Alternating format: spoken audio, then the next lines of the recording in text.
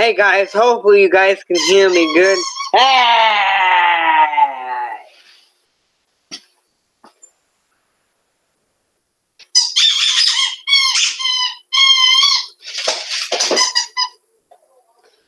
Okay, hopefully you guys can hear me good. I want to show you a little something. And I want to answer these fallacies. Now, in the midst of the intelligent atheists, which I have encountered, they're good debating. They're not that easy.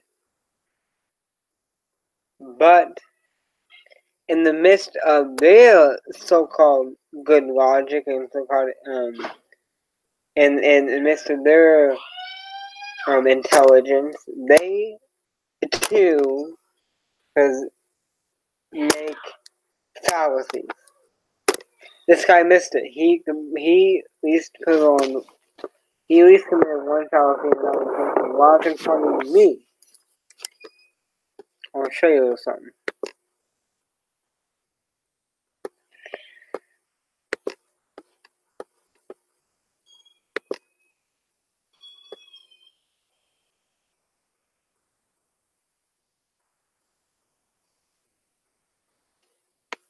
No, I think I should.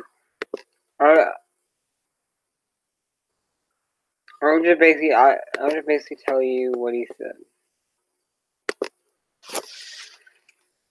So basically, I showed him the liability of the New Testament, and he didn't use the liability of the Old Testament. When he said, you know, I'll read you what he said.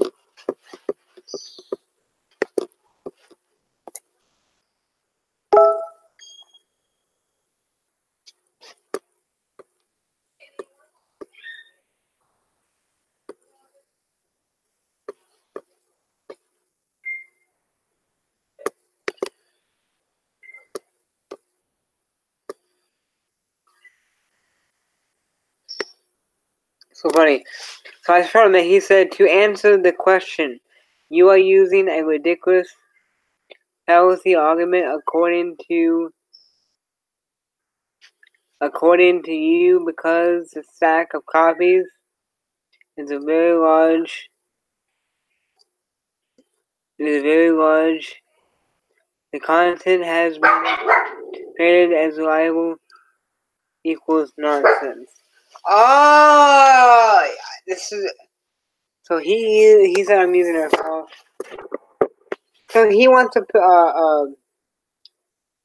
he wants an empirical argument. He wants an argument that he can see. If when historians measure whether historical writing is reliable, and you want to be hyper skeptical, then we can't know history. Because I can give you philosophical stuff. Even disqualify we even can know history, and you'll be hyper skeptical and call it a fallacy. But when historians examine writings, they will examine how many copies or how many sources they have. And then how many sources they have, they will measure the reliability. I mean, pictures, how many documents.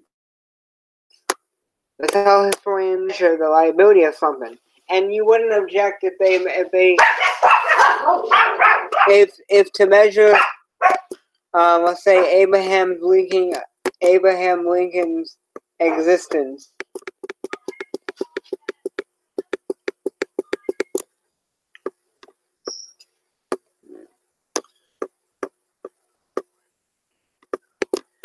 If to measure Abraham Lincoln's existence, somebody's existence, they use pictures or testimonies. You know, they say, well, we have some testimony of Abraham Lincoln's existence. We also have testimonies. We also have testimony of Josephus and so on of the existence of Jesus. But you know what we can do? We can be hyper skeptical. We can say, well, those guys were just mind controlled, indoctrinated by these people, had hallucinations because they were individual people that saw them. They they all had a hallucination of Abraham Lincoln. Let me use this one. Let's say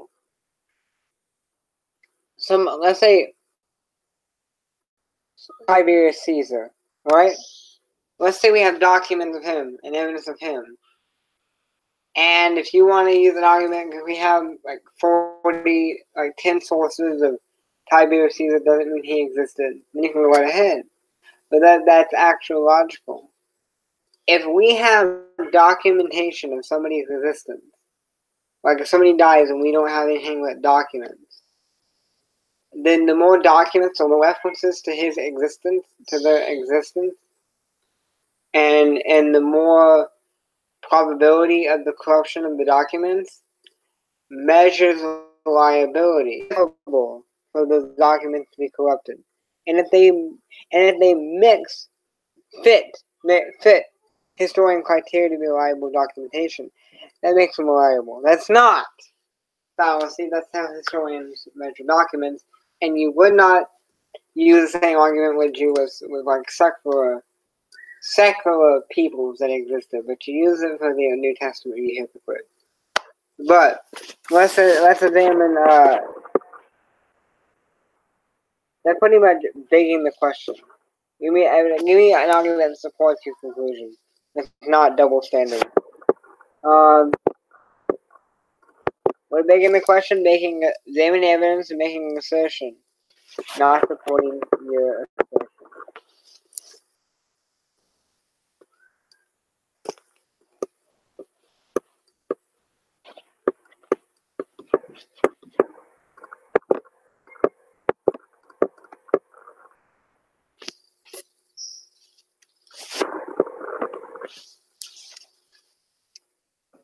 And no, the guy making true claims, even though if I would have been louder with him, I could have been talking louder.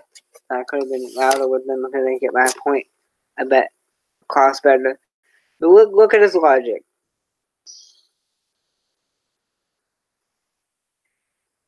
The trouble with nonsense logic instead of a empirical study, that's an argument of silence. So I can't see evolution. I can't see the process you take. You say it takes millions of years. So are we to dismiss your whole thing? Are you be logical and dismiss your thing and not be a hypocrite? No. I call this a hypocritical fallacy, or the begging the question. You're poisoning the well. It's not logical, and you won't use the same logic with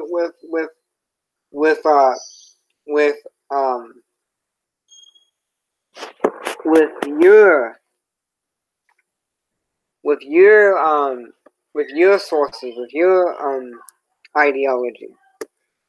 And I admit, sometimes, like in this debate, I have admitted. I noticed I've used a fallacy, and I even admitted I used a fallacy and it wasn't like I'm trying to lie, but I used a fallacy, I noticed it, and then I, mentioned it. But this guy,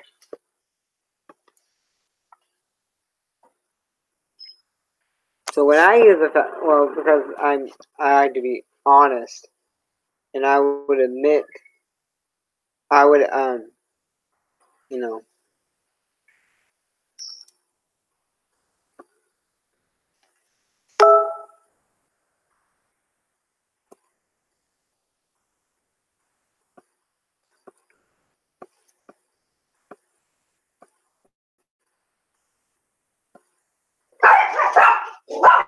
Hey. Brayden. What? The way you're clean clothes. I'm live. I don't care. Why when I'm live do you show disrespect? I told you I want to take the tent up. You're disrespectful. I'm not being disrespectful. I told you to go away. I'm live. I could edit it. I'm not going to spend that time. It's not my job.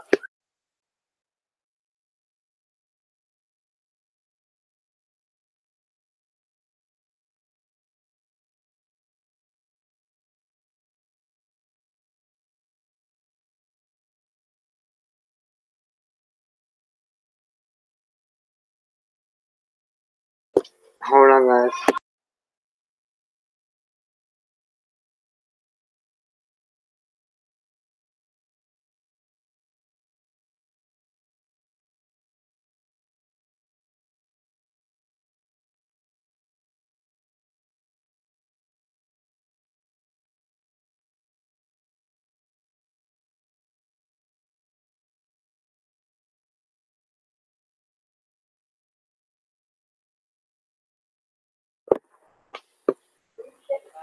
So, hold on.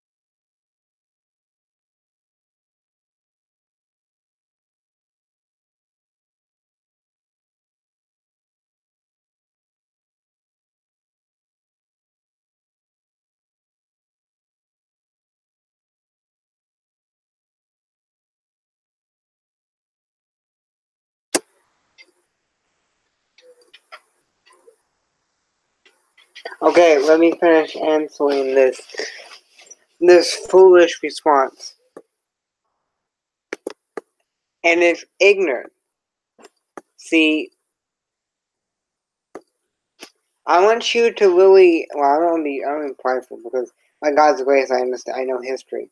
But I want you to notice that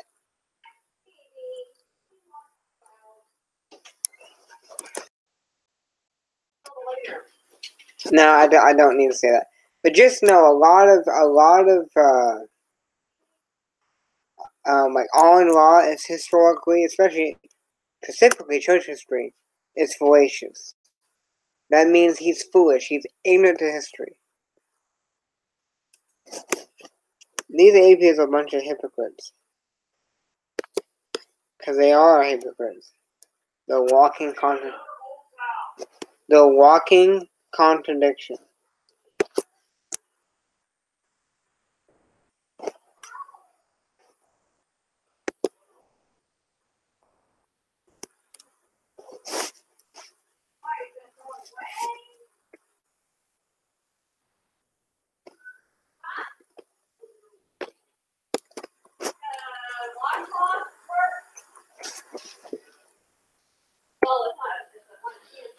So he's using fallacies to make his response. It's not an answer. It's a fallacious response. Now,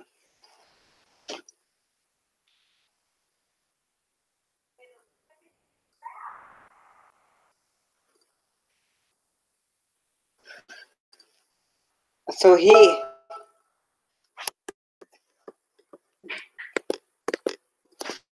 So he goes on to say, if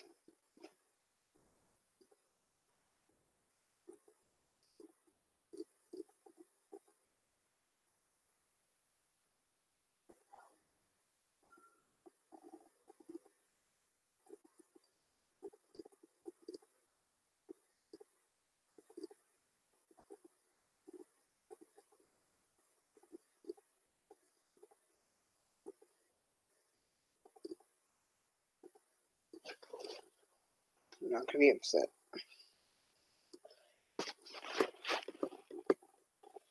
You know why I said that? Because I broke the toilet, so and not toilet with the bottom.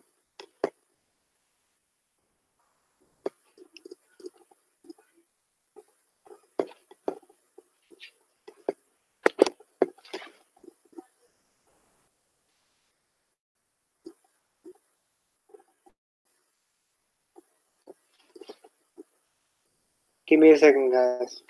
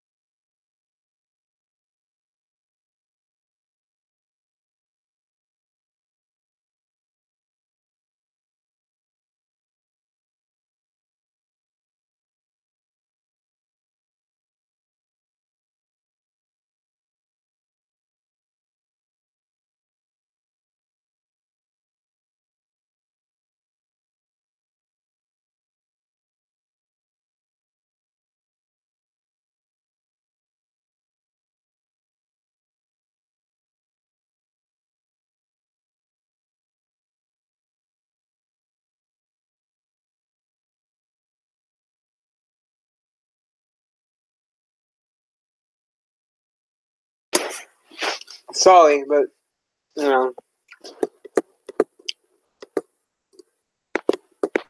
this is good if you want to learn how. So this is, he goes on to say, let me jump down, and he says, let me read it. Instead of logic, empirical study of the claims and facts of the content by your statements, and exact way of demonstrating liability. If I you can't do that with evolution. All you could do is make assertions. You see bones, you see adaptation, speciation. But you don't see dogs becoming non-dogs, which is required if you go back in time of the evolutionary process. Something becoming inherently what it's not. Now, so and we don't. So you can't do an empirical study of that sort with evolution, you hypocrite. And this shows, and what Walter, he can show his ignorance of historian method to measure the liability of a document or documentation.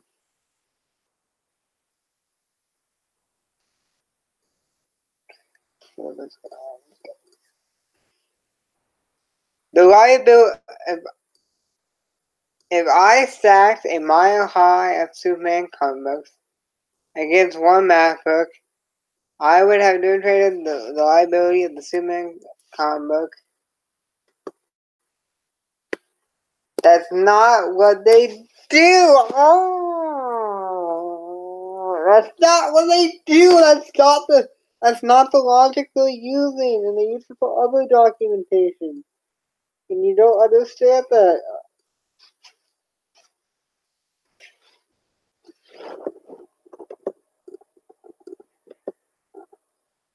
Obviously, that logic.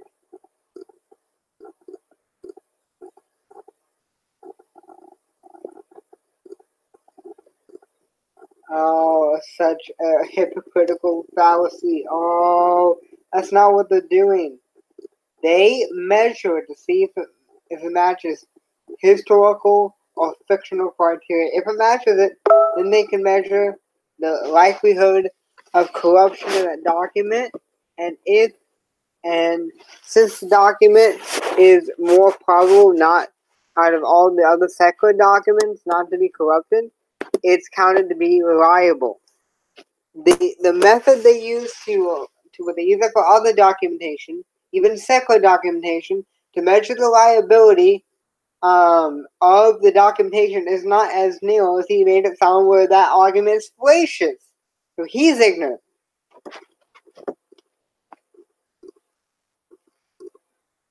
This is the next fallacy you are using to say that because some things in the Bible can be demonstrated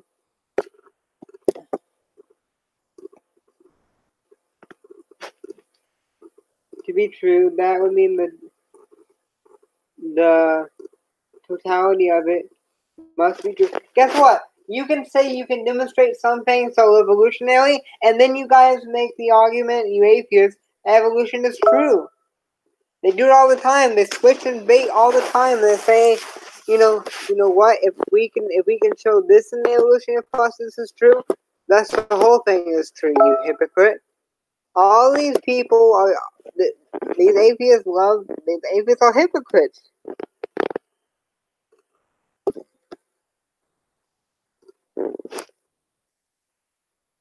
No, the things demonstrated to be true make it more probable, more likely to be true. You are a historian. You know how they measure liability. You won't be ignorant. You won't be ignorant of this. And the fact that you use the same method with secular documentation to measure its historicity, but you won't balk at it, will you?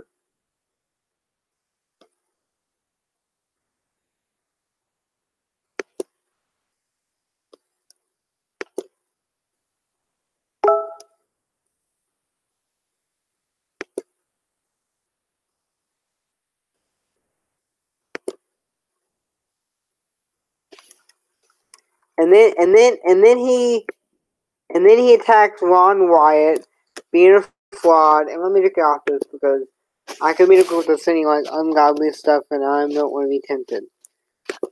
Now, then he mentioned Ron Wyatt being a fraud. What? Because something like Snopes said, which can be examined to use faulty argumentation. You can use a faulty, more so phallastical argumentation site. It's supposed to be sorting logic and truth and fact as your source, or more similar your source to find that Ron Wyatt is a fraud. Is that begging the question? Is that an ad hom? Is that poisoning the water? That's a fallacy. You had to support that conclusion. There's more evidence that he has more than one finding. He was all wrong. Then you had to support your conclusion and not use Snopes to do it, because I found Snopes, on one thing I read, to be very fallacious. Or to be fallacious, to be stupid, to be not even illogical, the argumentation. And so, Snopes is not reliable. Watch how many fallacies you probably can find on those liberal sources. You can find fallacies in liberal sources. And that's what Snopes is. It's fallacious. So, that reply by that atheist was, he didn't see it, but I think you understanding so you can use it. That was fallacious, and that was a fallacy. Basically none of the documentation was, and if he's applying, that's like a Superman book, like Supernatural, so thus it's not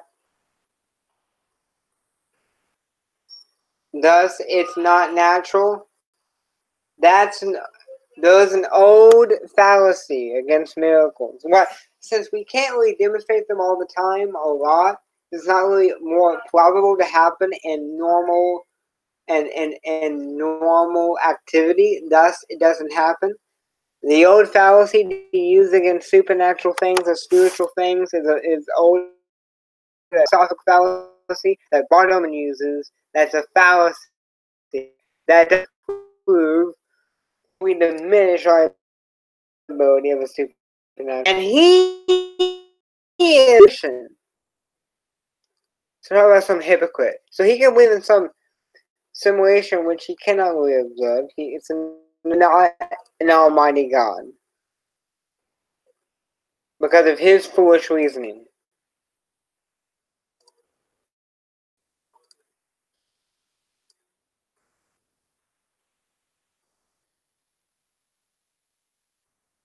So I'm gonna send this to he can reply.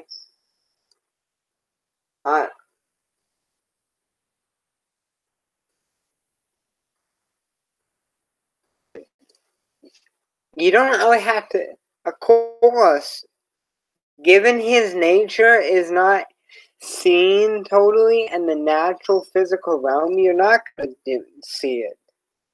But it philosophically makes sense. And philosophy can do it. Can go abstract, which you cannot see, but you cannot demonstrate. But it can be logical. Logic. The criteria of his being is quite logical. And if you don't understand that, then I'll explain it to you.